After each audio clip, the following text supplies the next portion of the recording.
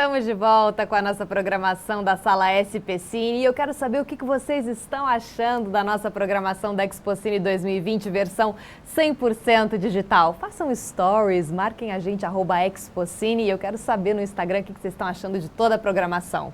Para continuar com essa tarde de palestras e painéis diretamente da nossa sala, vamos acompanhar agora uma conversa entre exibição, produção e distribuição. Para vencer os desafios do setor cinematográfico brasileiro, nós da Expo Cine acreditamos que as diversas frentes do mercado, mais do que nunca, precisam dialogar.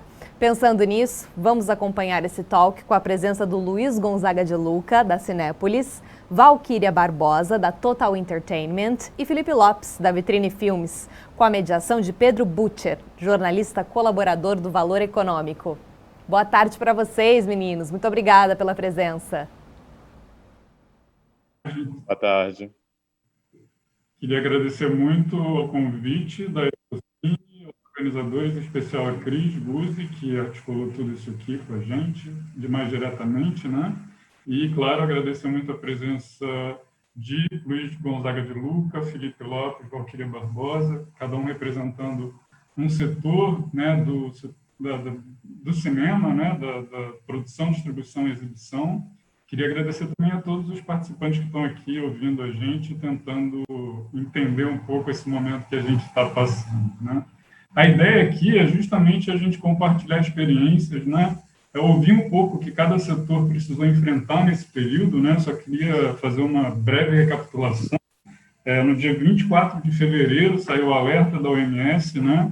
De que uma epidemia bastante grave, né? Que antes estava localizada, poderia se tornar uma pandemia. E no dia 11 de março, a OMS decretou oficialmente a Covid-19 como uma pandemia mundial, né? Então, é um evento, digamos, histórico de saúde, né? Uma crise sanitária sem precedentes para nosso tempo de vida, digamos assim, porque isso aconteceu há 100 anos atrás, né? Anteriormente só tinha acontecido há 100 anos atrás, e que impôs uma série de desafios, né? O primeiro, um desafio humanitário, evidentemente, né? E segundo, um desafio econômico, né? Que está ligado à forma como as coisas funcionavam, né? Que, de repente, precisou ser repensada a partir da necessidade do isolamento social como forma de evitar uma catástrofe maior do que já foi, né? E isso implicou o fechamento das salas de cinema, né? E obrigando que todo o setor repensasse, né? E havia uma grande incerteza, e ainda há, né? Mas agora com um pouco mais de, digamos que a neblina não se dissipou totalmente, mas ela já não está tão densa como no começo, né? Que era uma falta de informação mesmo, porque era uma doença nova, a gente não sabia o que estava acontecendo. Agora a gente sabe que, enfim, o isolamento social precisou se prolongar, e tudo precisou ser repensado, e, de repente, tudo que o setor tinha como forma de organizar e como planejamento foi por água abaixo, né? Cada dia foi um dia, cada dia está sendo um dia. Então, a ideia é que a gente ouvir cada um desses profissionais, são profissionais muito experientes, Luiz Gonzaga de Luca, Embrafilme, Grupo Severiano Ribeiro, e agora presidente da Cinépolis, que é o maior grupo mexicano, 4.000 salas no México, 2.000 no mundo. A gente tem a Valquíria Barbosa, Total Entertainment, representando a produção, né, franquias como Se Eu Fosse Você. O Felipe Lopes, da distribuidora Vitrine, representando uma distribuidora independente, ano passado responsável, por exemplo, pelo lançamento do Fenômeno Bacurau, né? Então, a gente tem 3 pessoas aqui com experiência, e eu queria talvez pedir para o Luiz Gonzaga de Luca começar, porque, afinal de contas, a gente está justamente vivendo um momento de reabertura das salas no Brasil, né? Em São Paulo, por exemplo, as salas foram reabertas hoje, então, digamos que está quente o assunto. Começando então com o assunto um pouco mais quente, a reabertura das salas, pedir para o Luiz Gonzaga falar um pouco, também num momento em que, em alguns países, já se começa a especular uma possível novo fechamento, né? Então, quer dizer, é um momento em que, de novo, traz bastante incerteza. O fechamento das salas, enfim, o setor da exibição, não tenho a menor dúvida de que foi o setor mais afetado, né, porque, de alguma forma, a distribuição conseguiu se reorganizar em relação ao streaming, né, um serviço que explodiu, e a produção, mesmo que tenha sofrido muitas dificuldades, eu acho que foi um grande alento ter uma confirmação de que as pessoas precisam, né, ver filmes, precisam de séries, precisam de conteúdo audiovisual, isso é necessidade, né? Isso ficou muito claro, isso acho que isso foi um grande alento para a produção, apesar de tudo. Eu já falei demais, peço desculpas, mas queria fazer essa introdução meio que para dar o tom da nossa conversa, cada um falar um pouquinho da sua experiência, depois a gente vai para uma conversa entre vocês, de repente, e depois para as questões da plateia.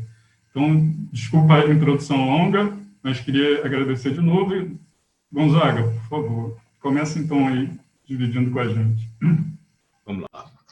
Bom, de alguma forma pode-se considerar que hoje está se começando a disparar o cronômetro, ou seja, se é que não seria um período de aquecimento ainda. A abertura de São Paulo era fundamental, São Paulo e Rio, ou seja, não há possibilidade alguma de você fazer lançamentos de um filme significativo sem São Paulo e Rio. Se somar o estado de São Paulo e a capital de São Paulo, são mais de 35% do mercado nacional. E Rio, se soma mais de 15%, você está falando de 12%, 15%, você está falando de 50% com essas duas praças. A gente sofreu muito, ou seja, no sentido das aberturas, ou seja, há efetivamente um mau entendimento do risco de contágio do cinema. É incrível, até hoje eu tenho visto, semana passada mesmo eu vi um ranking de contaminação feito aqui no Brasil e um programa e um vídeo onde se falava do risco de contaminação no cinema, que é totalmente contrário a todos os rankings internacionais. Só para citar um exemplo, o ranking financiado pelo New York Times, junto com a agência Reuters, ou seja, divide em 10 níveis de risco de contágio, onde cinema está no nível 6, academia está no nível 8, bar está no nível 10, restaurante está no nível 9 e templo está no 10+. Então, curiosamente, ou seja, você pega a Espanha, por exemplo, a Espanha os cinemas estão abertos já desde julho, de junho para julho. O México já está aberto desde de julho para agosto. A Europa toda está aberta desde julho. Então, a falta de a falta de um direcionamento do governo federal em relação à pandemia repercutiu nisso. Não existe um protocolo nacional. Foi inventado protocolos locais. Então, tem disparates, tem coisas em protocolos locais que, assim, absurdos. Por exemplo, Curitiba já pode abrir o cinema. Não se abre, porque pode ter, no máximo, 50 pessoas por dia. Tem um gênio em Curitiba que criou esse protocolo. Em Teresina, tem um outro gênio que decidiu que a distância não é de 1,5 metro, tem que ser de 2 metros, e 2 metros à frente, atrás, etc. Ou seja, estamos falando que cada pessoa em Teresina ocupa 18 metros quadrados, quando o Rio está se falando de 4, 5 metros quadrados, e o padrão máximo que tem que ser adotado é 8 metros quadrados. Então, a abertura ela é muito limitada, e com muita restrição. Existe diversas cidades, como São José do Rio Preto, Rio de Janeiro. O Rio de Janeiro já poderia ter aberto já há mais de um mês e meio, e não foi aberto por conta de não pode vender pipoca, ou seja, é uma loucura. Ou seja, se o cara come sem máscara, sem nenhum tipo de isolamento na praça de alimentação, mas no cinema é altamente contagioso, sendo que nos sistemas de ar dos cinemas são de indução direta, ou seja, automaticamente está sendo insuflado um novo ar e retirado o ar que está lá dentro, é contínuo.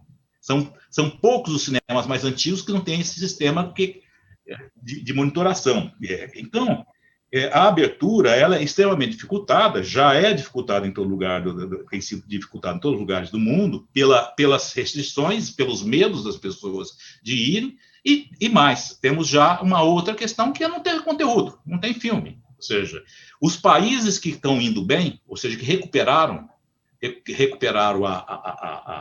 a plateia, como China, Coreia, Japão, Alemanha, França, Espanha, de alguma forma, recuperaram com conteúdo nacional, com filme nacional. No Brasil, nós tivemos um efeito contrário. Os produtores sequer estão oferecendo agora na reabertura. Então,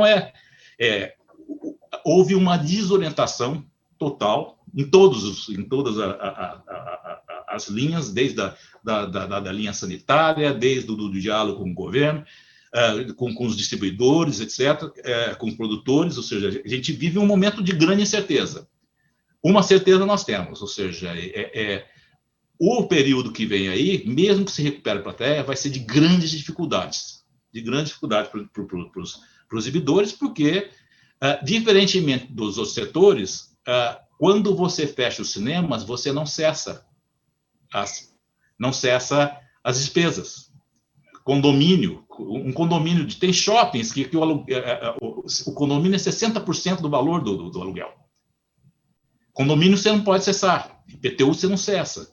Energia elétrica você compra por demanda e não por consumo. Então você comprou um pacote de energia, se você usou ou não usou, não interessa. Você vai ter que pagar aquela energia que você comprou. Então, hoje, eu acredito que o endividamento dos exibidores brasileiros gira em torno de 500 milhões de reais em relação a esse período fechado. Se você tem uma renda total anual de 1 bilhão e 800 milhões, a recuperação do setor exibidor deve demorar 2 ou 3 anos. E isso pressupondo que nós vamos ter uma retomada forte. Felizmente, de uma forma, o que ocorreu, alguns países abriram e estão tendo dificuldade por conta da questão de filmes. Nós não vamos ter tão forte no Brasil, porque, na realidade, com o adiamento, mesmo que não proposital, da abertura dos cinemas, você vai ter um certo enfileiramento de filmes, vai ter filmes disponíveis. Filmes já foram lançados no exterior, Novos Mutantes, Tenet, tem um filme religioso, que é Enquanto Estivermos Juntos, vai ter o Trolls 2. Então, de alguma forma, a gente não terá um período de ausência de títulos para lançar tão forte como do exterior. Mas estamos dependendo também da questão das datas de lançamento dos filmes no ano que vem. Então, a gente está, de alguma forma geral, no setor, ou seja, todo o setor de exibição trabalhou em conjunto, principalmente pelas liberações. Teve dias que eu e outros exibidores estávamos conversando com 4 governos, 4 secretarias estaduais, ouvindo as coisas mais loucas possíveis. Assim, tem coisas... Eu cheguei a ouvir de secretário falando o seguinte: nós não vamos abrir antes da eleição municipal. Não podemos correr o risco político de abrir para a população contestar. Então, é uma incógnita, estamos trabalhando muito juntos, ou seja, tivemos o socorro ainda não saiu, mas está do fundo setorial, um endividamento muito grande dos exibidores, ou seja, todos os exibidores brasileiros estão pegando esse recurso do fundo setorial, o que significa que todos estarão endividados. Tem algumas pessoas que falam que talvez haja um fechamento de 25% das salas no Brasil. Gonzaga, muito obrigado. Ele trouxe um elemento aí que é fundamental, que, enfim, foi uma absoluta a coincidência da pior crise sanitária de anos, com um governo sem liderança, né, uma falta de articulação ali que só torna as coisas mais confusas.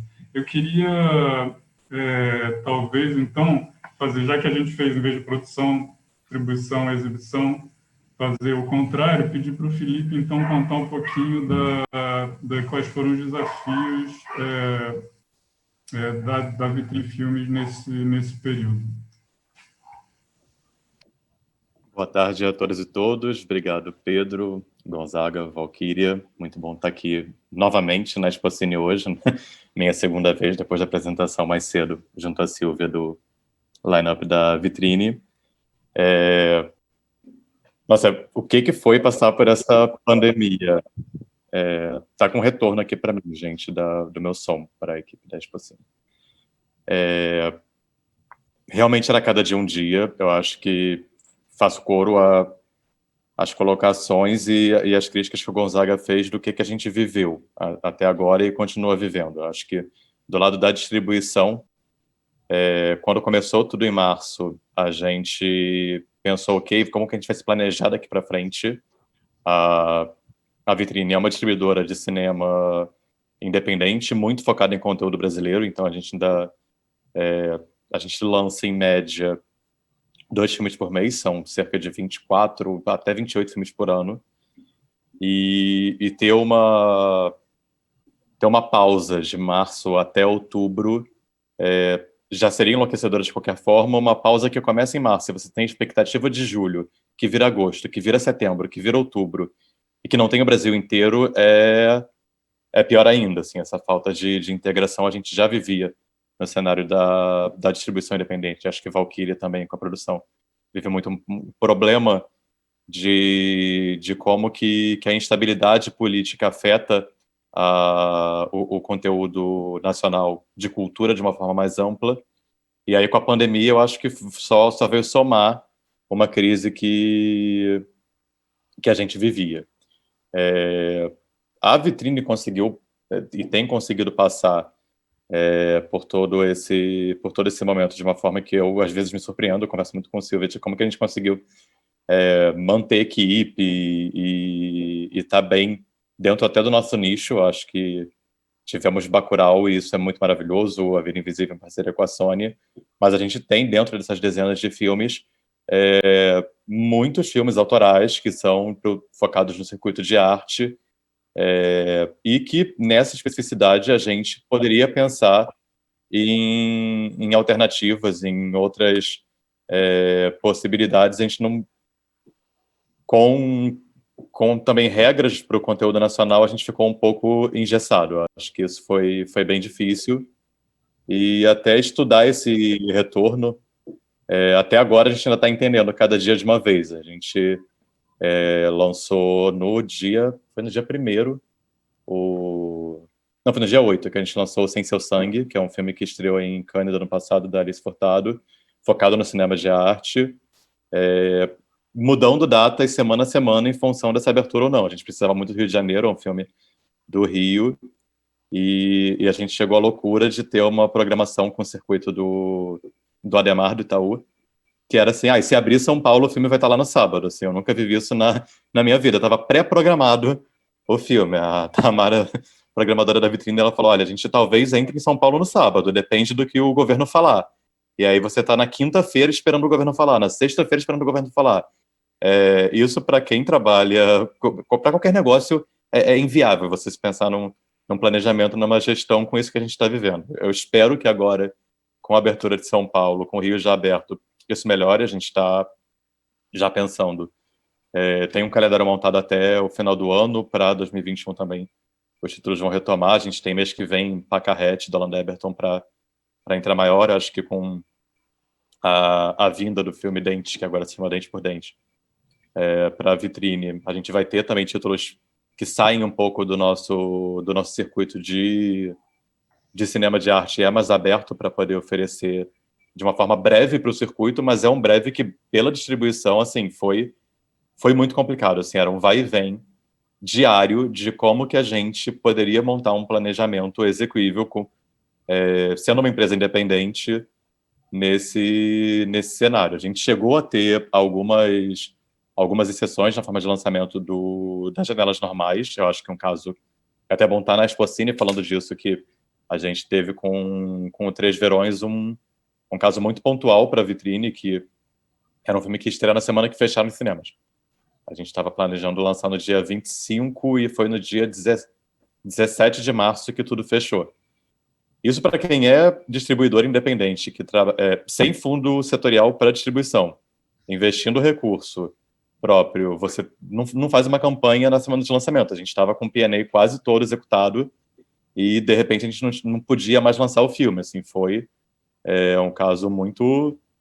que, num primeiro momento, foi bem desesperador para a gente olhar aquele título e ver o que ele ia acontecer. Então, a gente fez lançamento no que foi permitido na época, que era estrear em drive-in, e depois já ir para outras janelas como uma alternativa que num primeiro momento era uma alternativa de sobrevivência, de como que a gente se mantém, e no final a gente entende que para o filme foi a melhor coisa, assim, pensando no na nossa estrutura como um todo, assim. Eu acho que a equipe do filme, a direção, a produção, acabou vendo nessa alternativa um resultado que seria muito melhor do que a gente poderia fazer tendo já um investimento muito grande e estando num prejuízo. Acho que, para além da falta de uma unidade federal e uma coesão para a gente entender que a gente está no Brasil, é um país com dimensões continentais, a gente tem realidades da pandemia muito diferentes, a gente observa, enfim, os mapas divididos por estados de como está cada situação. Então, assim, não ter uma unidade, não ter um protocolo único, não ter um pensamento conjunto, a gente está à mercê de como cada poder local funciona. Isso foi muito ruim, e isso acho que se soma a uma realidade que a gente já vivia, de uma crise que a gente tem tido nas políticas culturais. Se a gente tivesse um suporte que a gente pudesse, ok, teve um gasto, teve um investimento, a gente está num momento de pandemia, como que a gente pode se pensar junto com políticas públicas, junto com um cenário que entende o que é o nosso mercado, que entende o potencial do mercado audiovisual, o que isso tem de retorno, e que no momento de crise é necessário algum tipo de apoio, a gente poderia, enfim, às vezes tomar decisões e ter pensamentos diferentes do que a gente acaba sendo levado a ter por esse momento muito doido que a gente está vivendo, que é uma pandemia junto com uma crise nas políticas culturais. Então, isso é algo que nós da Vitrine a gente está olhando a cada dia, se reinventando, pensando em formatos possíveis e entendendo na especificidade como é cada projeto que a gente trabalha, muito ciente e torcendo para tudo melhorar, porque mesmo no nicho, mesmo com cinema autoral, a sala de cinema é um diferencial, a sala de cinema é onde a gente tem o maior retorno, assim, isso impacta a distribuição também de uma forma muito cruel, a gente não ter as salas, a gente não... Pega o Bacurau do exemplo do ano passado, são 700 mil pessoas que vão no cinema. Não existe a alternativa possível e pensável para um filme como esse, assim, eu acho que cada caso é um caso. Eu espero que os cinemas retomem com força logo e que a gente consiga ter uma articulação não só do setor, mas também do serviço público para poder entender a seriedade e o tamanho do nosso mercado. Felipe, muito obrigado. Gente, não sei se na minha apresentação fiz as apresentações direito, né? Luiz Gonzaga de Luca, presidente, Felipe, sócio-diretor da Vitrine, Valquíria Barbosa, CEO da Total Entertainment, que vai trazer para a gente agora as questões da produção, né? Tipo, muita coisa foi adiada, muita coisa precisou ser adiada, interrompida no meio, e agora talvez esteja sendo retomado. Então, Valquíria, por favor. Bem, primeiro, obrigado, é um super prazer estar sentado com esses colegas tão fantásticos. Eu acho que o grande problema que a gente vive com a pandemia em termos da produção é o fato de, como a gente não tem uma política econômica clara no país, da gente perder uma grande oportunidade que a produção local poderia estar suprindo, entendeu? Então, assim, você tem alguns filmes em pós-produção que deveriam estar sendo, ou séries que deveriam estar sendo estimulados, você tem projetos que poderiam estar sendo acelerados para que viessem a ocupar, quer dizer, o mercado nas diferentes janelas. Então, assim, eu acho que faltou faltou bastante a visão de ter um plano estratégico de como a gente faz de um limão uma limonada, entendeu? E, assim, eu acho que a gente perde quase que um bonde da história de uma coisa que poderia, assim, estar sendo uma mudança de paradigma para o conteúdo nacional. Ontem eu estava assistindo uma webinar de pessoas de vários países, principalmente ligada à exibição, né? E é impressionante como, por exemplo, o Gonzaga já citou isso, como nesses países como Coreia, China, Japão, França, Espanha, México, onde a produção local se organizou, né, junto com a distribuição e a exibição, do resultado que eles estão tendo, né? É impressionante. E o que me chamou muita atenção é que, no caso da França, por exemplo, a opção do espectador de querer ver o conteúdo nacional, conteúdo local. Foi uma opção. Então, 60% do que foi visto de agosto para cá, ou de julho para cá, na França, é conteúdo local, com números espetaculares, né? Tem filmes que fizeram mais de 1 milhão de ingressos, entendeu? Então, assim, filmes locais, né? Eu acho que esse é um gap muito, muito sério, é uma coisa muito importante que precisa ser rapidamente revista como experiência daqui para frente, entendeu? Sabe? Por outro lado, eu acho que nós, como produtores, também temos que repensar o nosso modelo de produção, entendeu? No sentido de que, para mim, por exemplo, tem pelo menos 2 anos que eu venho conversando com muitos colegas e falando, olha, o mundo vai mudar. Eu não sabia que era a pandemia, né? Que a crise se acentuaria mais com a pandemia. Mas eu tinha certeza que quer dizer, os recursos eles iriam diminuir. Não só no Brasil, isso é uma coisa do mundo. Eu sou membro da Academia Internacional de Televisão e a gente tem feito encontros do board e, cara, assim, é gente muito grande que está lá, entendeu? Mas o discurso é o mesmo, sabe? As dificuldades para a retomada da produção é a mesma, seja em quem tem muito dinheiro, como quem tem pouco dinheiro para realizar. Porque, objetivamente, assim, enquanto a vacina não chega, os protocolos que existem são protocolos, entre aspas, entendeu? Porque, assim, eu sei de informações por exemplo, de gente que está fazendo publicidade, que nego não usa máscara, entendeu? Às vezes o diretor não usa máscara e aí expõe a equipe, sabe? Você faz um teste hoje, mas você saiu dali, você não sabe para onde a pessoa foi, com que ela se relacionou, então é um risco muito grande, diferentemente do que o Gonzaga falou do cinema, né? Que tem toda essa coisa do protocolo e toda essa coisa, por exemplo, que eu nem sabia, agora eu fiquei até mais empolgada, né? Por exemplo, do ar-condicionado e etc. No que diz respeito à produção, é uma coisa muito mais delicada porque você juntar, seja 20 pessoas, 30, 40, sabe? É um risco muito grande que você está vivendo, no sentido de que você pode começar uma produção e, de repente, seu ator principal ser contaminado, assim como no futebol, só que no futebol lá eles têm os reservas. No cinema, ou na série, ou numa série que você esteja fazendo, isso não rola. Você não, assim, vou mudar agora, o fulaninho ficou doente, vou mudar por outro. Você vai paralisar. Em muitos casos, você vai ter que paralisar. Em outros, você consegue até avançar se você conseguir ter uma história que te permita filmar outras coisas. Mas, então, é uma coisa complicada. Por outro lado, eu também acho que é um aprendizado para a gente. Estou com retorno, gente.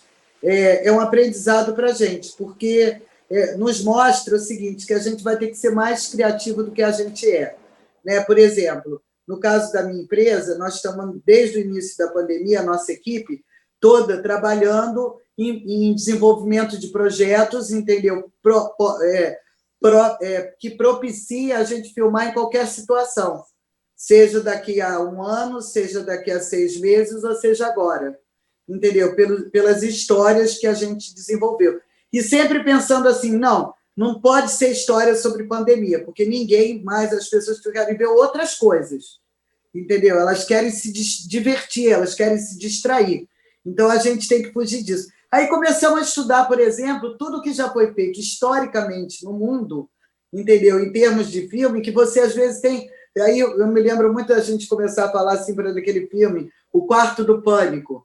Falei, cara, se eu pudesse fazer um remake desse filme hoje, eu faria agora, entendeu? Porque você tinha uma mulher e uma criança dentro de um quarto e 2 caras ou 3 numa outra sala, que poderiam estar na casa deles, enfim... São coisas que são possíveis de se realizar dentro de um cenário como esse, né? E, por outro lado, eu acho que também a explosão do streaming nesse momento nos fez repensar a forma também das alianças, entendeu? Das alianças e do planejamento de distribuição, né? Então, assim, é um trabalho que a gente vai ter que fazer cada vez mais de entendimento do tríplice, né, distribuição, exibição e produção, para a gente pensar cada vez mais o que é melhor para aquele conteúdo, de que maneira a gente tem que trabalhar aquele conteúdo, né? Então, assim, ontem, nessa palestra que eu estava ouvindo, também se falou muito nisso. Cada vez mais se faz necessário a união entre os 3 segmentos da indústria, né? Porque esses 3 segmentos, quando um ganha, os outros vão ganhar junto. Quando um perde, todo mundo está perdendo. Então, assim, isso daí é uma coisa que eu acho que é fundamental, essencial, que a gente tenha isso cada vez mais claro e que a gente possa, quer dizer, ter uma política também de colaboração cada vez maior entre os produtores, entendeu? De troca de informação, de troca de experiência, sabe? E dos produtores com os prestadores de serviço, né? Então, assim, essa compreensão vai ser se faz cada vez mais necessária. Eu sou uma pessoa otimista por essência, porque já passei por muitas coisas na minha vida, e então, assim, eu desde o início acreditei e estimulei a nossa equipe de que tinha uma oportunidade, de que tem uma oportunidade para nós e que se a gente fizer a coisa certa, a gente vai sair dessa bem, entendeu? Eu tenho isso na minha cabeça. Então, assim, por momento nenhum, eu fiquei, sabe, tipo, vou ficar arrasada pensando, ai, meu Deus, o dinheiro. Não, vamos ver o que é possível fazer nesse momento. Foi o que nós fizemos, né? De manter a nossa equipe trabalhando, né? Porque isso também eu acho que é muito importante nesse período, manter a equipe trabalhando e pensando no que vem por aí, no futuro, entendeu? Planejando para o futuro. Então, por exemplo, a gente tem um filme que é muito grande que nós vamos realizar, que é um filme e uma série, né? Que é o Mamonas, que já poderia estar sendo rodado, poderia ter sido rodado esse ano, e vai ser rodado no ano que vem, no início do ano que vem. O que nós fizemos? Nós preparamos um filme inteiro, entendeu? A gente está com o filme pronto, tudo pronto, praticamente, entendeu? Então, assim, se tiver vacina em janeiro, em fevereiro a gente filma. Então, eu acho que a gente também tem que partir para esse tipo de coisa, entendeu? De estar preparado, assim como o Felipe falou, né, que na distribuição, eles estão tendo que estar preparados para a hora de abrir o cinema.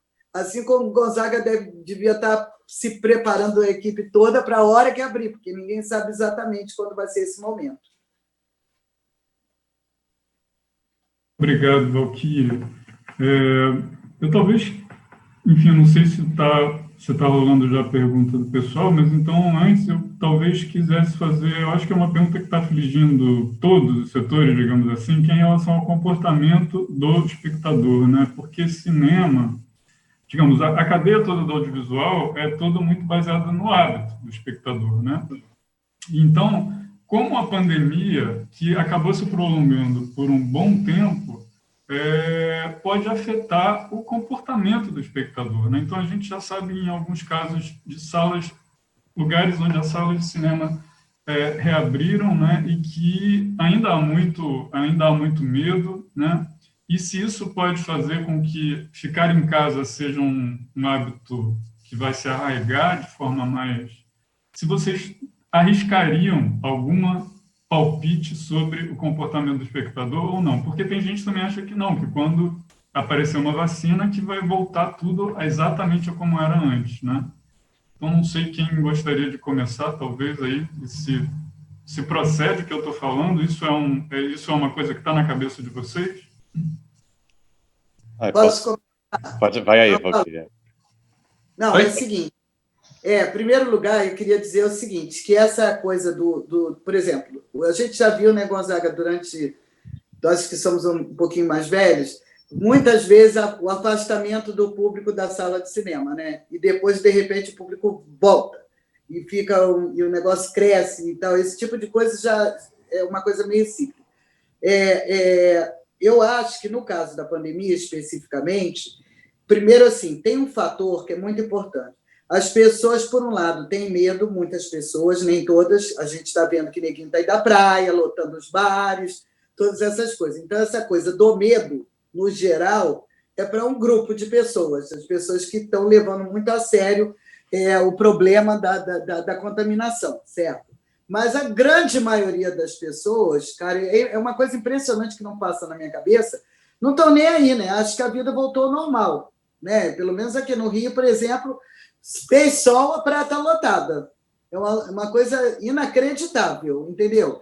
Aí você diz assim, se abre escola para criança pequena ir para a escola, como é que você vai controlar a criança pequena de não se abraçar, de não se tocar? Não existe, né, gente?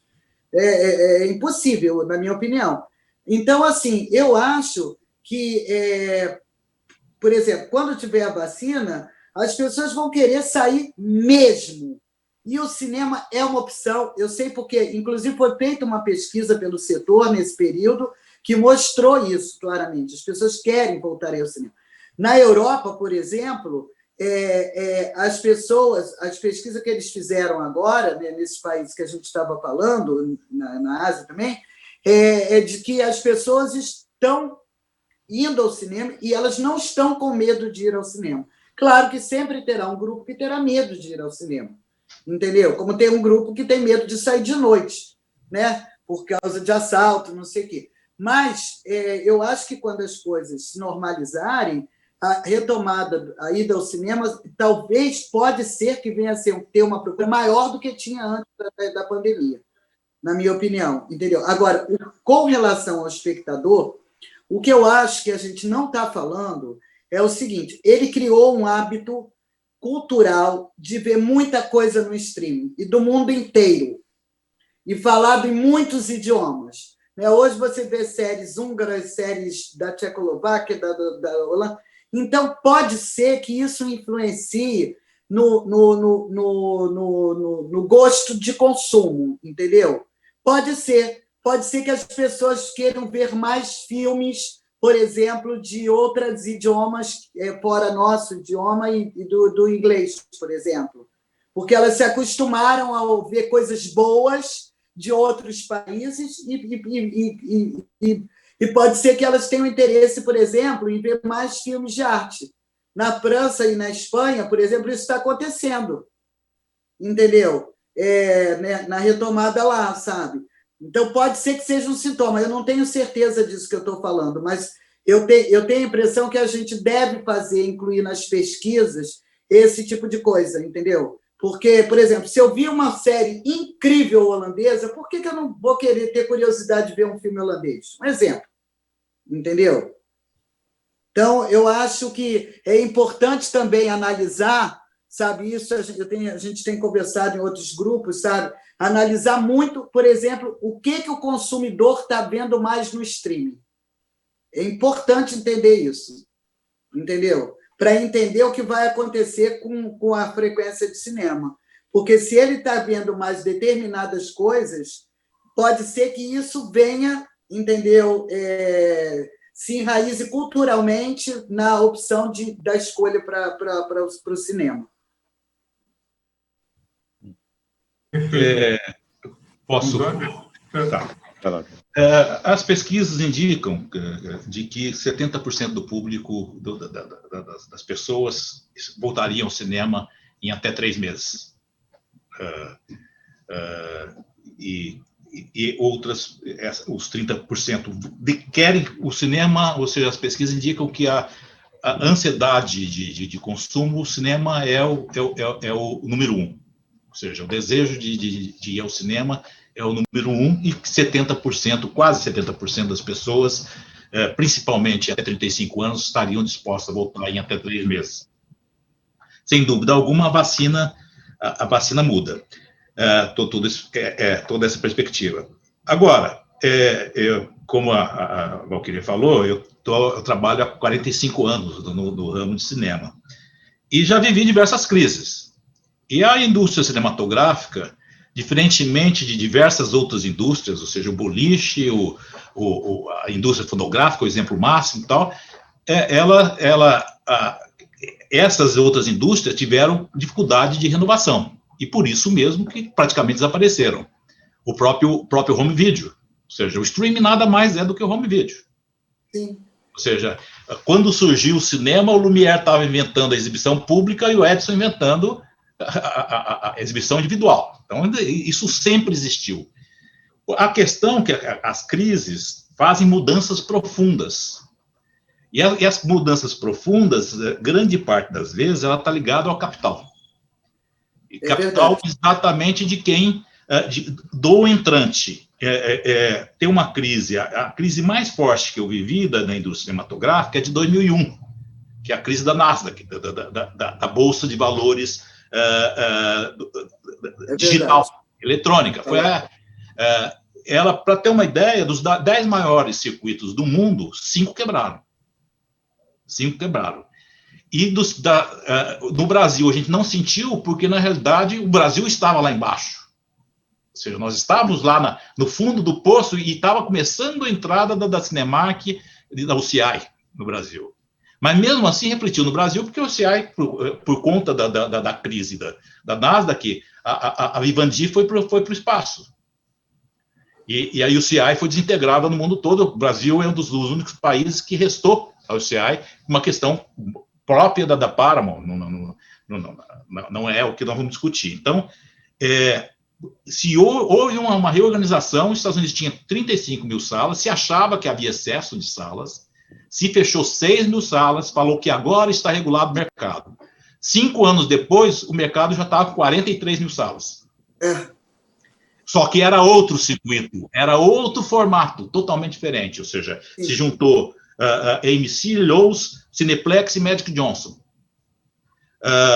Edwards e United Regal. Se criou os supercircuitos. Os supercircuitos são invenção, consequência da crise de 2001 da Nasdaq. A Warner, que estava investindo em cinemas na Europa, saiu, os sócios. A UCI foi vendida inteirinha, então, em diversos países, acabou sendo comprado por um fundo. Teve um fundo chamado Terra Firma, acabou comprando a parte da Warner, da UCI, da Odeon, etc., e fez a junção.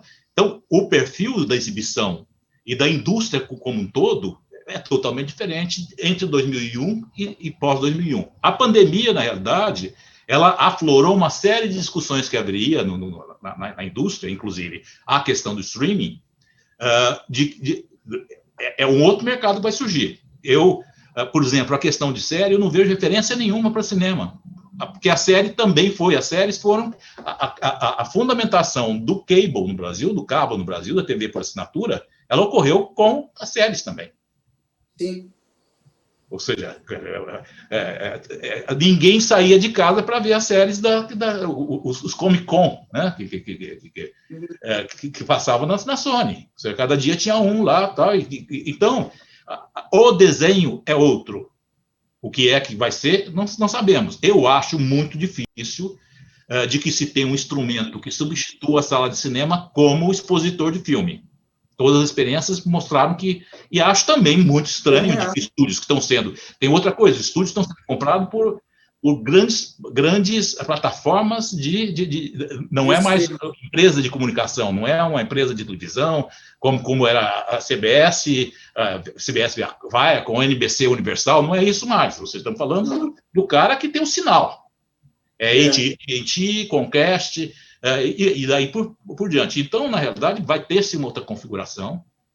Duvido que esses estúdios queiram perder 40 bilhões por ano, não existe. Não existe nenhum maluco no mundo que fala eu não quero 40 bilhões por ano, porque Claro eu que acho que o não. streaming é mais importante. E com o home video, só para encerrar, ou seja, o home video que gerou uma crise inicial, que é antes da crise da Comcast, da Nasdaq, a crise anterior, ou seja, o home video é quem provocou a alteração de toda o que nós temos hoje de filmes caríssimos. Os blockbusters são a invenção do home video, porque havia mais capital, ou seja, uma coisa que você tinha só o cinema para recuperar o dinheiro, e a outra é o dia que você teve o home video, o vídeo que chegou a ser 65% da indústria.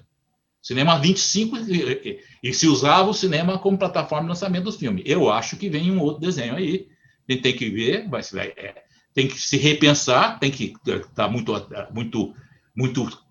produção, distribuição, exibição, vai ter que estar muito ciente, até porque já existe um estudo já feito pela Anita Elbersi, da Universidade de Harvard, que aquele modelo dos estúdios, aonde se produzia filmes médios, pequenos e blockbuster, e os médios pequenos que eventualmente cobriria os fracassos dos blockbusters, esse já não é aplicado. A Anita Elbersi, desse estudo, até foi publicado, esse livro tem no Brasil, chama Blockbuster, ela mostra que tanto na indústria fonográfica como na indústria cinematográfica, o modelo é produção de blockbuster. O que dá dinheiro é produção de blockbuster, ou seja, não existe mais um mixing. Então, eu acredito que esses novos entrantes, proprietários de estúdios, etc., vão trabalhar exatamente nessa linha. Ou seja, da valorização dos grandes títulos.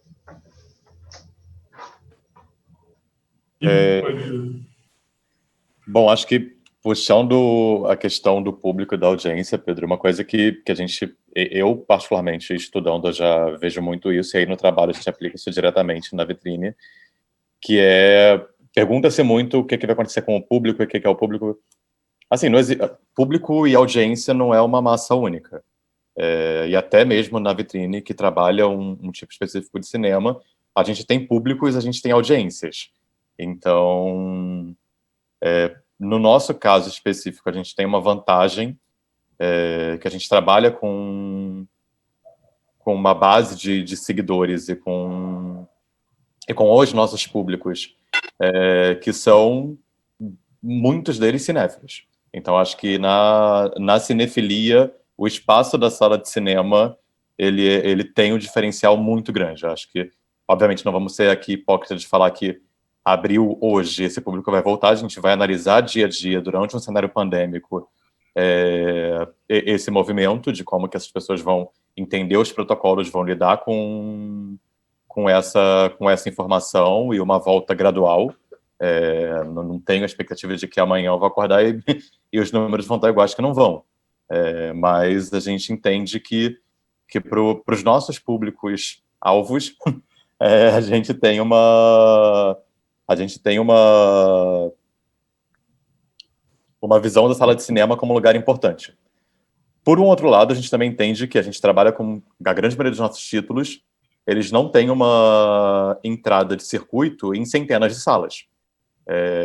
Então, também é entender as particularidades da vitrine. Ela tem um histórico, desde que se abriu a empresa, de tomar riscos e de inventar coisas que não eram pensadas antes. Eu acho que tem uma preocupação que a gente tem com alguns títulos com janela muito forte, mas a gente já teve com a sessão vitrine e com alguns outros títulos o Day and Date pensando na lógica de difusão, de democratização, de acesso, porque a gente entrava num número muito pequeno de cidades e a gente observou com isso, com alguns títulos específicos, com esse nicho da cinefilia, que o público em sala de cinema não alterava, porque quem queria ver o filme ia ver onde ele estava disponível, sendo o cinema o primeiro lugar. Óbvio que eu não estou falando de todos os mercados, de todas as distribuidoras, de todos os filmes, mas a gente entende, inclusive nem de todos da vitrine.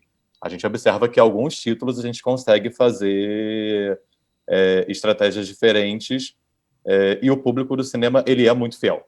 Então, a gente tem um otimismo que a volta vai ser, ainda que gradual, ainda que não instantânea, mesmo sem a vacina, a gente acredita que vai ter uma subida gradual desse público. E quando a vacina chegar, ou quando isso tudo estiver controlado, não acredito que esse período pandêmico vai mudar esse hábito de consumo e essa relação da cinefilia com o espaço de sala de cinema. Então, nesse sentido, a gente realmente continua vendo e vai continuar vendo a sala de cinema. Assim, é a futurologia? É um pouco, assim, tem um que disso, que pode ser que a gente chegue lá e mude tudo, mas não tem nada do que a gente vê de pesquisas, do contato, de retorno nosso nas redes e da proximidade que a gente tem com os públicos, de que esses públicos não vão voltar às salas de cinema em breve. Eu queria falar uma coisa que eu esqueci. Posso falar? Duas coisas. Uma é o seguinte, eu acho que, se por um lado, quer dizer, esse dado que o Gonzaga falou dos estúdios, grandes blockbusters, etc., por outro lado, eu acho que tem uma tendência de surgimento de novos estúdios, entendeu? Que são as empresas que estão produzindo hoje para o streaming em vários lugares do mundo e que vão começar a produzir para cinema conteúdos baseados nas coisas que eles fazem, entendeu? E que foi nisso que eu penso que o consumidor também vai, em algum momento, vai abrir open mind mais para ver outros tipos de coisa na sala de cinema. Eu sou fã da sala de cinema, acho que nunca vai acabar, de verdade. E a outra coisa que eu acho muito importante é que, aí falando no caso de nós brasileiros, é que a gente preste atenção no seguinte, da oportunidade que surge agora, entendeu, com todos esses conglomerados, né, de se fazer projetos 360, entendeu?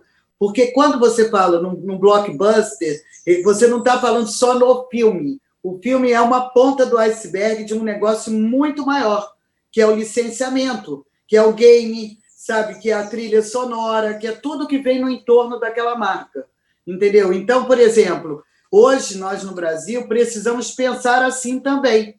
E muitos dos produtos que a gente faz, eles podem gerar esse tipo de negócio. E, na minha opinião, é que esse tipo de negócio é que vai trazer para a gente uma independência financeira, entendeu? É aí que a gente pode, de verdade, começar a não depender só do dinheiro público, entendeu? Se a gente tem um produto, por exemplo, que é um produto que tem capacidade de virar uma franquia ou um produto com grande potencial comercial, ele pode ser pensado como um todo, né? Por exemplo, vou dar um exemplo assim, de alguma coisa que a gente está fazendo. O Mamonas, por exemplo, ele é um projeto 360. Ele é um projeto que prevê um novo disco, uma banda nova, licenciamento, estamos trabalhando em licenciamento, acabamos de lançar cerveja em toda a rede de Pão de Açúcar, sabe? Biscoitinho disso e a coisa daquilo.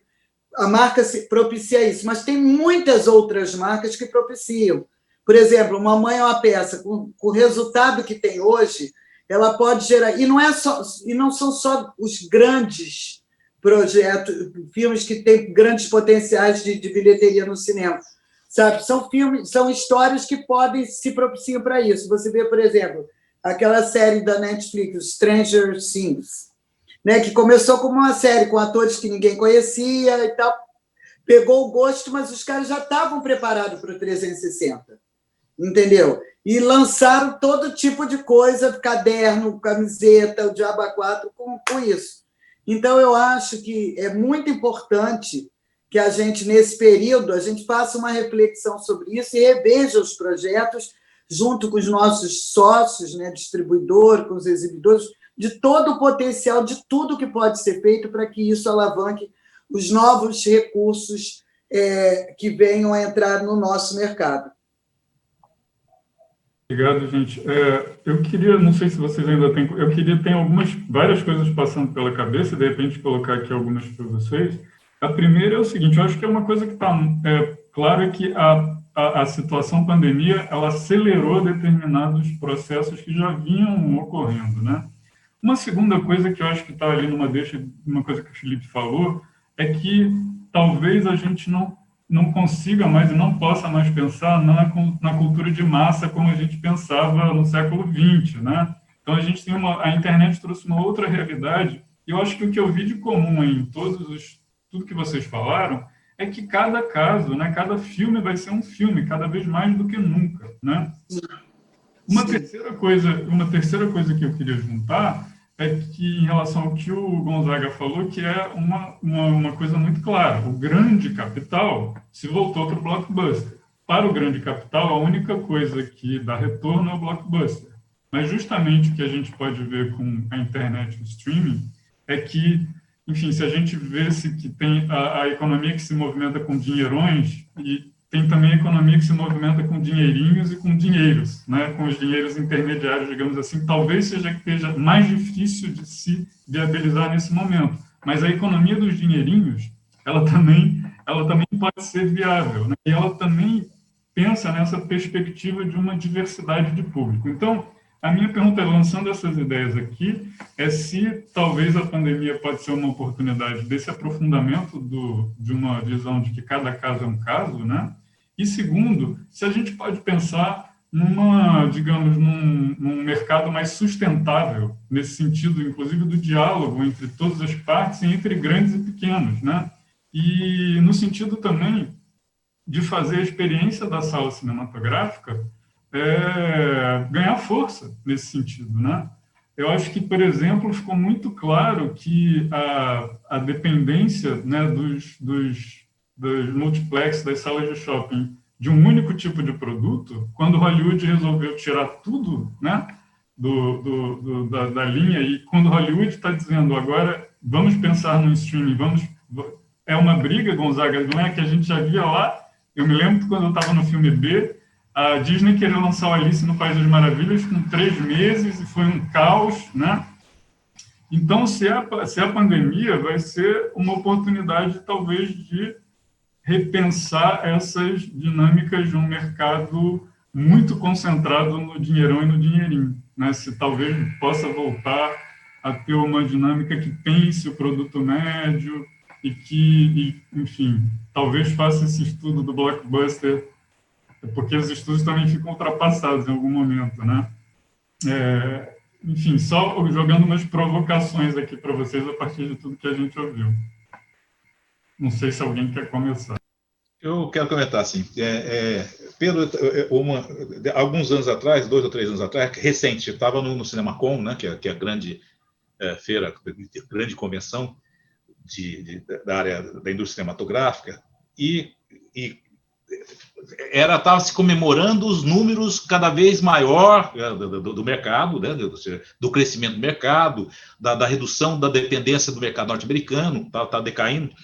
E uma pessoa me falou, não, mas não é isso, ou seja, os estúdios, eles querem voltar a ter o que eles tiveram no home video. E quando você olha efetivamente o faturamento e a forma de produção na época do home video, inclusive o home video e o streaming, de alguma forma, é o home video, ou seja, ele propicia um alargamento do mercado, inclusive na produção, no número de produtos realizados.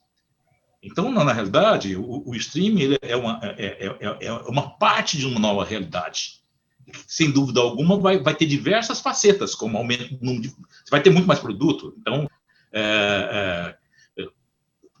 é difícil hoje definir sem saber como é que vai ocorrer, mas, sem dúvida alguma, o home video trouxe modificações como a criação do blockbuster, mas também trouxe a multiplicação dos cinemas e aumento da produção, do número de filmes produzidos. Então, eu acho, claro, você tem uma capacidade muito maior de recuperação do capital investido no filme e de ganhos, né? Então, eu acho que é uma incógnita, mas eu acho que se passa por um futuro que pode ser muito promissor. Eu queria dizer, complementando o que o Gonzaga falou, dizer o seguinte, que eu não tenho nenhuma dúvida, que tem um mundo incrível vindo aí, que é o seguinte, do que diz respeito, por exemplo, se por um lado você vai ter uma concentração de Hollywood nos grandes blockbusters, por outro lado, reforçando o que eu disse anteriormente, tem um crescimento enorme de grandes empresas, de empresas produzindo no mundo inteiro com muita qualidade. Sabe? Você tem dos nórdicos aos asiáticos, aos africanos, produzindo. Então, a geração de um conteúdo com muita qualidade. E isso, não tenho nenhuma dúvida que vai refletir no cinema, porque todo mundo tem vontade de fazer cinema, fazer filmes para a sala de cinema.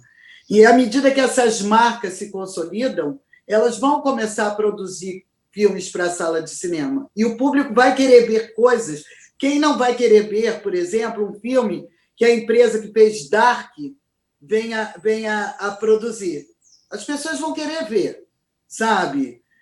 Na Espanha, eu tenho visto coisa do mundo inteiro, muita coisa. Cara, você tem séries incríveis sendo feitas, entendeu? E por empresas que ninguém nunca tinha ouvido falar. A gente fez um estudo agora, para vocês terem ideia, sabe quantas empresas de streaming hoje tem operando mesmo no mundo? 4.500 empresas, tá?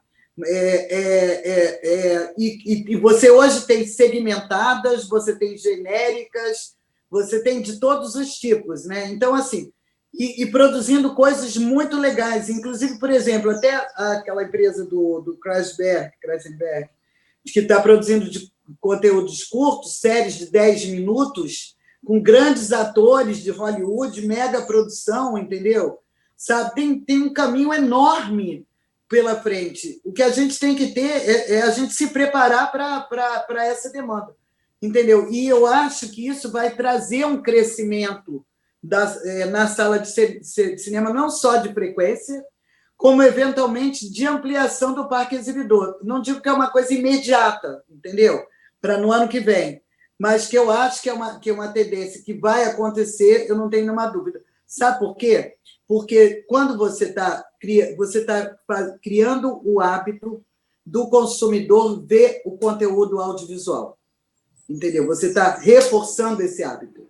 E o cara, quando gosta de ver, seja quando ele conhece o conteúdo audiovisual na tela pequena, é óbvio que ele vai querer ver alguma coisa na tela grande. Então, eu acho que tem espectador que nunca foi ao cinema, ou que não tem o hábito de ir, que vai começar a ter o hábito de ir à sala de cinema. Entendeu? Na medida em que ele se identifica com o conteúdo que ele está gostando de ver dentro de casa. Eu acho que, pode ser que eu me engane, mas eu acho que isso daí pode vir a acontecer. Gente, estamos nos nossos 4 minutos finais, então o Felipe vai encerrar com chave de ouro aqui a nossa conversa. Não, maravilha. Primeiro, enfim, já que já é o finalzinho, eu agradecer a todo mundo que está assistindo, agradecer a Expocine e a vocês por estar nesse debate. É muito enriquecedor e eu fico muito feliz, assim, eu acho que eu tenho essa vida dupla entre o mercado e a academia. A gente sempre fica na academia questionando como que está distante do mercado. Eu acho que aqui a gente consegue ver como que a gente consegue falar de referências, de pensamentos. Eu acho que estamos aqui com pessoas que mostram que pode estar tudo isso junto. Você falou da lógica dos pequenos dinheiros e do blockbuster, assim...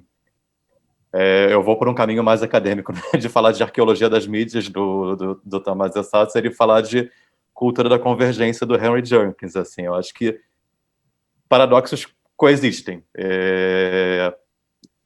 Visões que podem parecer dicotômicas ou opostas, elas não necessariamente têm que morrer para outra surgir. Eu acho que a gente fala de momentos do mercado que tem novidades, mas essas novidades não acabam com o anterior. Acho que isso é o mais importante, a gente ter esse entendimento para não cair, às vezes, num discurso apocalíptico que eu acho que não vai levar a gente a algo que faça uma convergência positiva e que traga bons frutos para a gente. Então, assim, eu acho que sim, tem espaço para as pequenas economias, para o nicho, para conteúdos diferentes. A gente, na vitrine, vê isso e vive isso diariamente. A gente tem diferentes filmes com diferentes tamanhos e a gente vai fazendo diferentes campanhas, falando com circuitos exibidores diferentes, com produtores diferentes, de eixos diferentes. Então,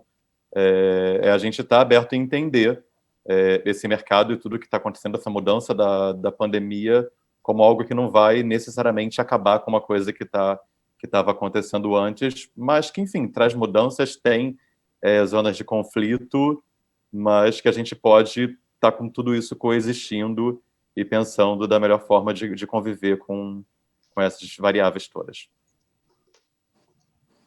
Pessoal, a gente está 1 minutinho, então acho que eu vou fazer as considerações finais aqui. Gente, foi incrível, eu adorei a conversa, estar aqui com vocês. Eu também estou meio... Felipe e Gonzaga tem esse lado também acadêmico, foi incrível poder trocar aqui com vocês nesse sentido também. Valquíria trouxe toda a experiência de quem produz e está produzindo, né? E teve tantas histórias boas, e aí eu queria só... E, Felipe, né? Sei lá, todos nós aqui de gerações diferentes somos frequentadores de salas de cinema, né? A gente sabe... O livro que eu usei como referência no curso que eu dei sobre isso foi As 8 Mortes do Cinema. O cinema já morreu 8 vezes. Agora, a gente não pode também negar que as transformações são profundas, né? E que pode diminuir. Para cidades pequenas do interior, o cinema a experiência sala de cinema já tinha morrido há muito tempo, né? Agora que retornou com essa nova expansão dos multiplex, durante anos ficou muita gente sem acesso à sala de cinema, né? Enfim, só fazendo... vamos encerrar, a gente já está aqui com uma coisa para... uma Pressão. Um pedido para encerrar. Então, queria agradecer demais a vocês, foi uma conversa incrível. Eu, como cinéfilo, estou louco para voltar. Eu não vou voltar agora, tá, Felipe? Mas eu vou, inclusive, rever filmes que eu já vi no streaming na sala de cinema. Eu tenho certeza disso. Eu acho que uma parcela da população vai também. Pequenininha, mas é essa coisa. Vamos pensar também nos pouquinhos que pouco perto, pouco pode ser muito em determinados contextos, né? Falei demais já. O pessoal está pedindo para encerrar. Eu peço só para vocês, enfim, darem um tchau. E tchau, gente. Foi ótimo ver vocês e obrigado por tudo aqui. Muito obrigada. Muito obrigado. Valeu, Obrigado, gente. pessoal. Tchau. Tchau.